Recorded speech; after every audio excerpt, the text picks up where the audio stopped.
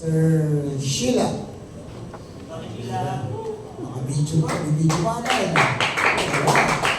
Okay, praise the Lord.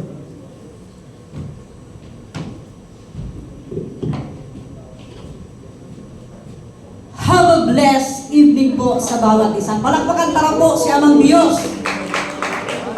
Lord, nakakakaba pero nakaka-excite. This is the first time na mag-share ng word ni Lord. Ang ginagawa ko talaga, nagwiwinsol ako. But, Lord, salamat sa promotion mo. So, tunay nga na napakabuti ng Panginoon sa bawat buhay natin. Ang Panginoon talaga ay nagbibigay sa atin ng mga iba-ibang flavor ng ating buhay. Ngayon, andito na ako. Dati, mahiyain ako from nothing to something. So, thank you so much, Lord God. Napakabuti po ng Panginoong Hesus. Ang napili ko pong verse, hindi pala ako marunong dito. So, Generation X, ito po yung middle child of generation. Yung nag-iedad po kagaya ko, 40 to 56 years old. Ako po bilang isang nanay, ay ang blessed na gamitin ng Panginoong Hesus. So, tunay na ang Panginoon ay kumikilos sa ating buhay. May mga pagkakataon, di natin alam kung ano ba ang plano at purpose ng Panginoon. So, dinala ako ng Panginoon sa Romans 8 verse 28, na kung saan ito pong verse pong ito ay very famous verse. Ito po yung verse na nagbibigay sa atin ng extra strength. Romans 8 verse 28, and we know that in all things, God works for the good of those who love Him, who have been called according to His purpose. Father God, salamat po, Ama, sa oras pong ito, Lord God. This is the day that you made po, Panginoon, sa bawat isa sa amin, O God. Tulungan mo po ako, Lord God, na ihayag, O God, ang ibang perspektibo, Panginoon, ng iyong salita, Panginoon. Lord God, di ko alam kung ano aking gagawin, Lord God. Sabi nga po, Lord, ni Pastor Mike, do your will, Lord God. Accomplish your purpose and override my preparation, Lord God. Lord, salamat po, Ama. Tunay ikaw ang aming inspirasyon sa pangalan ni Jesus. Amen and amen. So, palakpakan tara po si Lord sa bawat buhay natin. Alam niyo po ba, nakaka-bless ang mga pastor dito sa Church of God, Iriga. Lalo-lalo po si Pastor Mike. Lagi kong narinig sa kanya, Lord, do your will, accomplish your purpose, and override my preparation. Actually po, ang pagiging pastor pala ay hindi basta-basta. Ako nga, nag-prepare ng ganito. Diyos ko, marami kong prepare, pero ito ang pero glory to God. So, ang title ng aking Romans 8 verse 28, Purpose in the Pieces. Minsan po sa ating mga buhay, mahalaga na bawat Kristiyano alam kung ano ba ang purpose o layunin ng Panginoon. Minsan po, marami tayong pangarap sa ating buhay. Ako po bilang isang nanay, gusto ko po na ang aking mga anak ay makapagtapos ng kanilang pag-aaral. Pero po, sa nakikita ko, yung mga anak ko ay parang laging nag-EML, but still, I trust Jesus. Minsan po, may mga andito na mga kagaya kong nanay, tatay, na gusto nilang makatapos sa kanilang pag-aaral, pero paano sila makakatapos kung sila ay very busy sa pagiging tatay or nanay, but still, ang Panginoon ay may plano, ang purpose sa atin. Ako po bilang isang nanay, marami po akong pangarap. Pero po, dun ba sa pangarap natin ay naka-align yung plano ng Panginoong Hesus? Importante po na maunawaan po natin kung ano ba talaga ang layunin ng Panginoon sa ating buhay. Minsan po, bilang isang nanay, gusto kong to become blessed businesswoman for the glory of God. Gusto ko rin po na maging isang empleyado sa City Hall or kung saan. Pero ang Panginoon pala, bawat nilalakaran natin, bawat mga experience na binibigay sa atin ng Panginoon, it's a blessing coming from God, na kung saan ako po, nagpapasalamat ako sa Lord kasi noong mga panahon ay ako'y mahiyain. Hindi nga ako makatitig sa mata ng aking mga classmate. Sabi nga nung ka-classmate ko, Sheila, unoy ka aswang. Tadingay ka nakakasilong, but still, ang Panginoong Hesus ay talagang gumagawa ng paraan. May mga sitwasyon na hindi natin maunawaan na minsan ang Panginoon ay dinadala tayo sa isang dako ng pain. Dati, ang Panginoon dinala ko sa depression. Nawala ako sa sarili ko, but still, God has a purpose for me. Di po ako makapaniwala na andito na ako ngayon sa unahan, ginagamit, nagpapagamit, at masaya po ako na ang Panginoon ay patuloy natin ihayag ang katotohanan. If we have Jesus in our life, magagawa natin ang lahat na anumang mga pagsubok na mayroon po tayo. Purpose is a big word. Kailangan po natin maunawaan kung ano ba ang plano ng Panginoon. Kaya, napakahalaga po na do not conform to the pattern of this world, but be transformed by renewing our mind.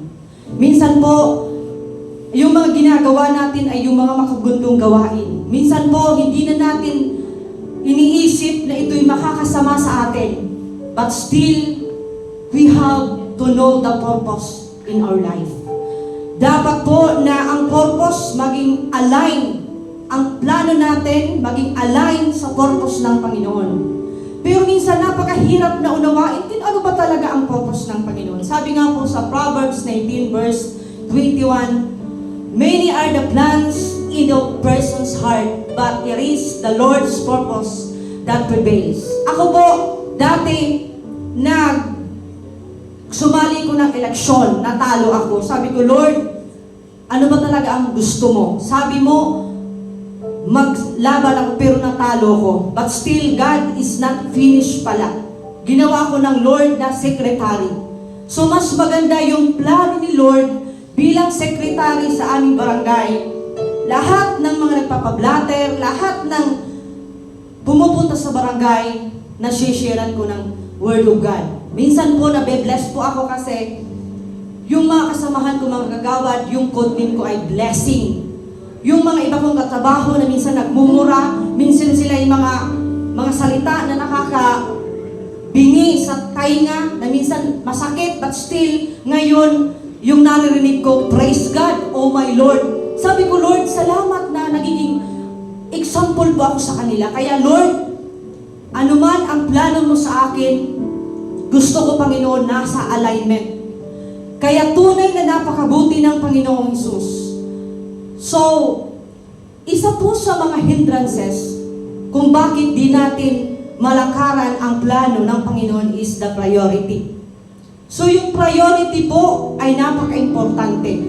Minsan po kasi, sa sobra nating mga business, sobra nating busy sa ating trabaho, sa pagbibigay ng atensyon bilang isang nanay, kailangan yung iyong pagiging asawa mo sa asawa mo, ibigay mo. But we have the consequences of the priority. Importante po, the order of priority. Ang priority po dapat ay ang Panginoong Hesus. Ang Panginoong Hesus ay nagbibigay sa atin ng extra strength. Ang Panginoong Hesus ay patuloy na nagdadagdag sa atin na anumang pagsubok na pagdaanan natin, priority natin ang Panginoon, tayo'y magtatagumpay. Second, yung family. Kahit yung iyong pag-usad ay mabagal, as long as na ang priority mo ay sa ang Panginoon, ikaw ay uusad. Tayo po ay uusad at patuloy po tayong gagamitin ng Panginoong Hesus. The third one is, the order of priority is ministry. Kailangan po na, una, God, family, and the ministry. Minsan, sabi ng asawa ko, ika nga, sige mo nga kwasitong ibang tao, sabi nga niya, balay lang ati. Sabi ko, salamat agong tayo rinimide mo ko kan. Dapat pala ipabayad ko sa do kanaking pamilya. na importante yung family ko ang una kong share ng salita ng Panginoong Hesus. So ganun po na binago po ako noon, unti-unti akong pinoproseso ng Panginoon until now. Sabi nga po dito sa Matthew 6, verse 33, "But seek ye first the kingdom of God in His righteousness, and all these things will be given." So kailangan po na ang Panginoong Hesus ay unahin natin sa lahat ng ating gagawin. Kagaya ng pagdi-devotion, importante po yung maging lifestyle natin yung devotion natin. Huwag nating pabayaan na yung devotion natin ay hindi natin magawa. Kasi yung devotion natin ang nagko-connect sa Panginoon kung ano yung purpose natin sa Panginoong Hesus. And the second one, yung potential po natin. Minsan po bilang isang Kristiyano, hindi natin nagagawa yung purpose ng Panginoon because hindi natin kaya. Kagaya po ni Abraham. Si Abraham po ay walang kakayang magkaroon ng anak. But ang plano ng Panginoong Hesus ay to be the father of all nations. Kahit matanda na siya, binigay yung pangako ng Panginoon na naging father of all nations siya. So ano ang kayang di gawin ng Panginoong Hesus? Anong kayang di niya gawin? Kaya kailangan po tayong aralin natin ang Bible. Because ang Bible po, dyan po nakalahad yung tunay na tagumpay. Palakpakan tara po ang Panginoong Hesus. Sabi po dito, underlying fear prevent us from recognizing God's leading. I'm not qualified. Minsan po, yung ating sarili minamaliit natin. But still, hindi ako makapagsalita dito sa unan kung wala ang Panginoong Hesus. But, sabi nga po dito, I can do all things through Him who strengthened me. Ang Panginoon ang tunay na nagpapalakas sa atin. Kaya importante na ang Panginoon ay patuloy nating lakaran ang kanyang pangako. And yung pangatlo po, na dahilan kung bakit hindi tayo nagpapatuloy sa plano at purpose ng Panginoon ating faith. Minsan may mga pagsubok na hindi natin unawaan kung bakit nangyayari ito. Minsan may mga sitwasyon na nagkakasakit tayo, but still the glory of God makikita sa mga sakit, tragedies, mga problema, sa pain. Nagkakaroon po tayo ng tagumpay. Kung walang pain, hindi natin mararanasan yung success.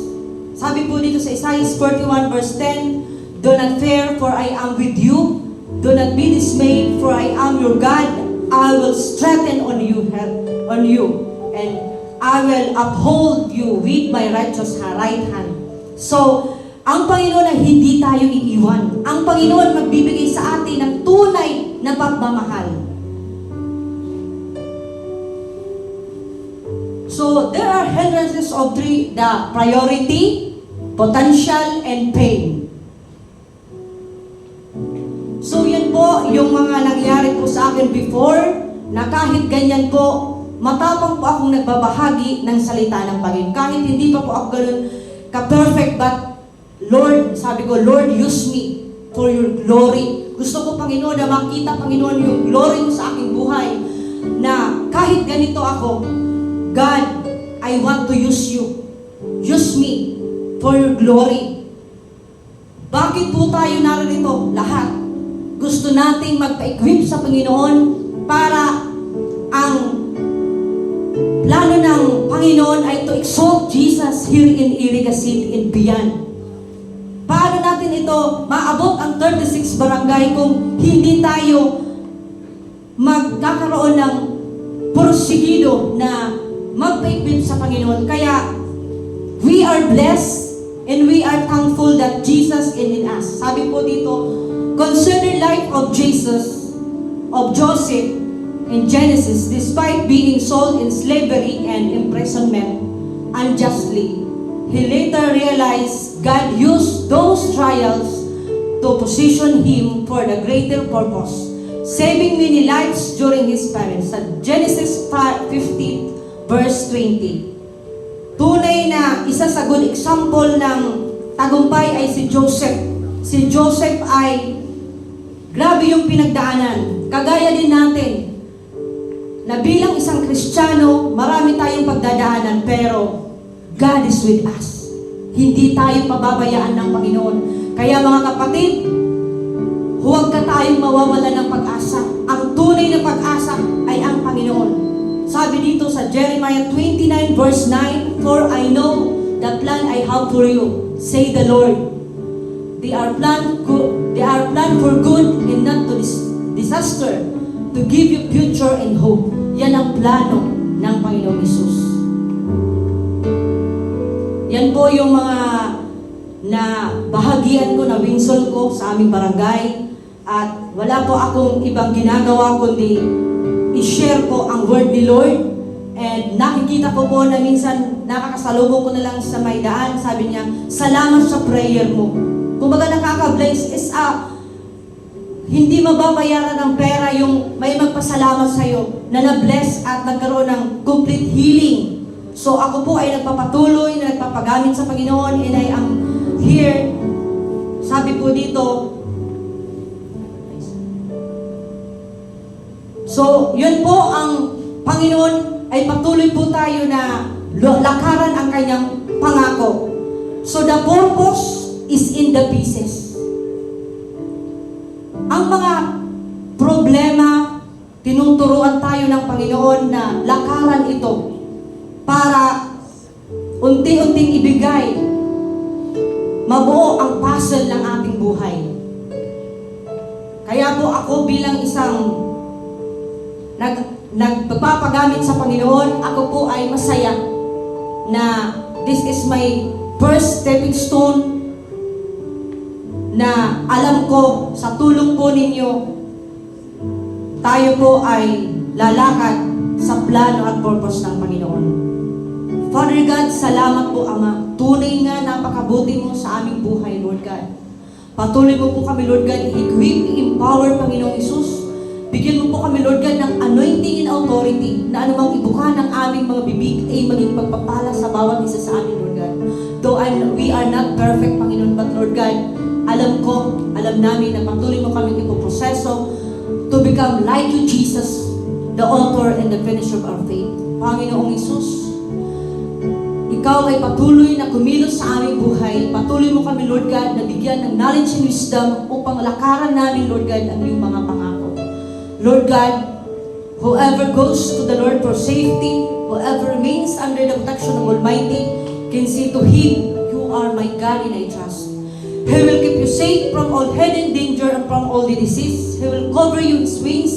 His faithfulness will protect and defend you. You need not fear any dangers at night or sudden attacks during the day, or the pledge that streak in the dark, or the evil that kills in the daylight. 1,000 may fall dead beside you, Lord. Thank you so much, Lord God. Patuloy mo po kami pagpalain, Lord God, at tulungan mo po kami, Lord God, na maging matagumpay, Panginoon, sa lahat ng aming gagawin, Lord God. Maraming pong salamat, Lord God, sa pangalan ni Jesus. Amen and amen. Amen. Thank you. Thank you, Sister Sheila. Okay.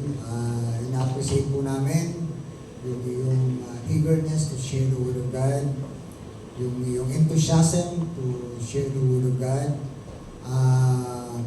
Naintindihan ko naman po yung purpose in the pieces. Meron kayong mga binanggit about priority, about potential, about pains, na naging part of the pieces so that the purpose of God ay maihayag sa buhay po natin. Ang hindi mo lang po nabalikan ay yung text mo na Romans 8:28. Hinihintay ko po yun na mabalikan sana at saan ipapasok yung text na yun dito sa purpose and pieces. Okay? Akala ko ita-drive mo na doon kay Joseph. Kay Joseph kasi para ito na. Ito na yung pagpasok ng text. Okay? Pero ewan ko na nakalimutan mo siguro. But just the same, salamat sa na-share mo sa amin, and then I believe na as you said na ito yung magiging mga stepping stone para yung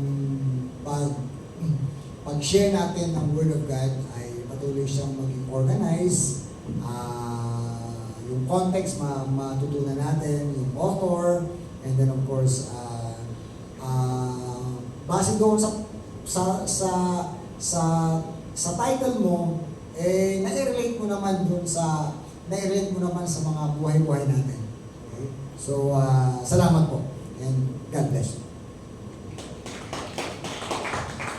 Okay po. Very strong po yung testimony mo. Lang kasi ano yun, sabi nga, di kita pwedeng magtao sa kita. Tama po? So, your life's testimony po ay napaka-strong para i-share mo sa iba. Yung delivery mo, punong-puno ng gano'n. Talagang buhay mo talaga yun. At hindi yun maikakahila. Hindi yun, walang fake doon. Talagang, ay share mo yun.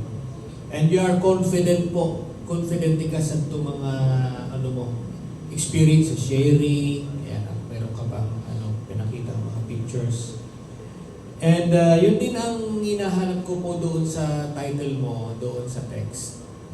Yung purpose in the pieces. Tapos doon sa Romans 8:28. So, everything will work together for good. So, sabi ko, alin dito yung mga pieces doon sa So, naibahagi mo naman po yun. So, yung testimony mo at kuha din namin yung intention mo sa delivery. So, yun lang po siguro sa pag-organize natin ng mga susunod na message natin. Yung connection ng title saka doon sa natin, sa verse na napili. Opo. So, maganda po yung life testimony natin na mailulugtong natin doon sa mensahe po natin. So, God bless you po.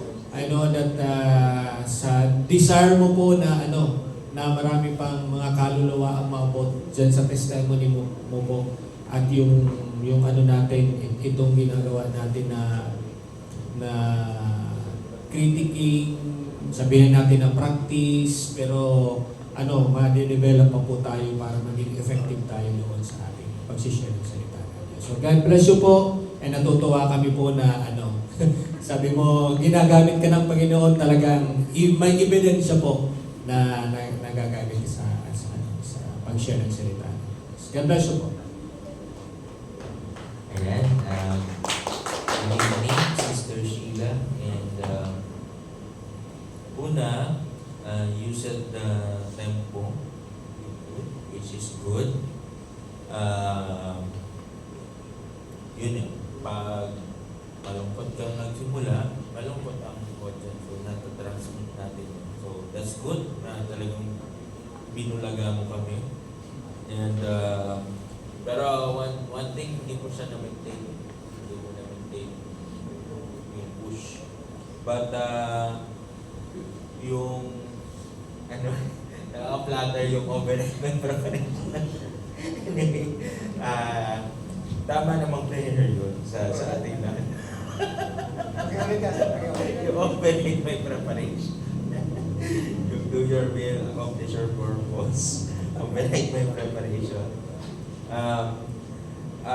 Sa preaching po, may tinatawag tayong power words. Yung paulit-ulit na sinasabi para maindiginan ang isang bagay na gusto natin sa preaching. But na pansin ko, you overuse the word but still. Ilang beses nyo pong sinabi, sabi ko may power words ni Sister Sheila, yung but still. So, maging po tayo doon, maging observant doon sa pinapag-ulit-ulit nating salita.